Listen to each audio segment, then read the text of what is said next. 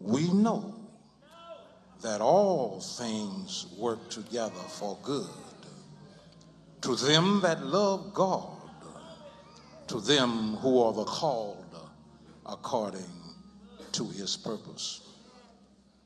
We see and hear the shed and spilled blood of Michael, screaming through others for justice, and justice will prevail.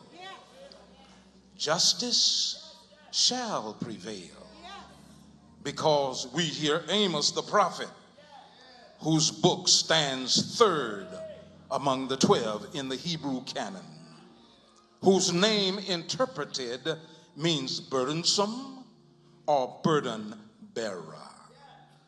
Amos, the 5th chapter and the 24th verse says, I quote, "But let judgment run down as waters, and righteousness as a mighty stream."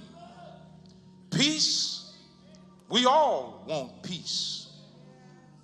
Dr. Martin Luther King, in his writing Nonviolence and Racial Justice, I quote, "It is true, in 1863, the Negro still confronted oppression and inequality.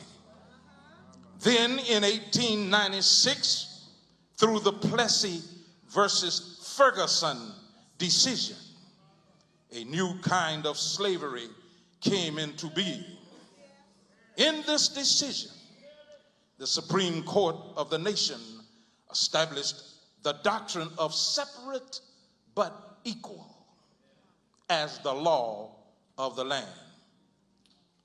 Very soon, it was discovered that the concrete result of this doctrine was strict enforcement of the separate, without the slightest intention to abide by the equal.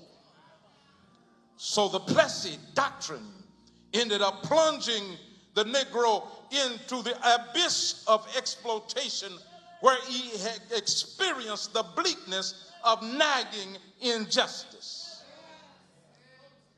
Dr. Martin Luther King said, true peace is not merely the absence of some negative force, tension, confusion, or war. It is the presence of some positive force, justice, good, will, and brotherhood.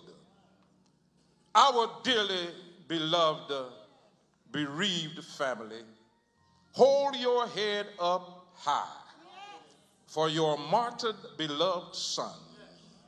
The devil did it for harm, but God will turn it around for good. Peace in the name of Jesus.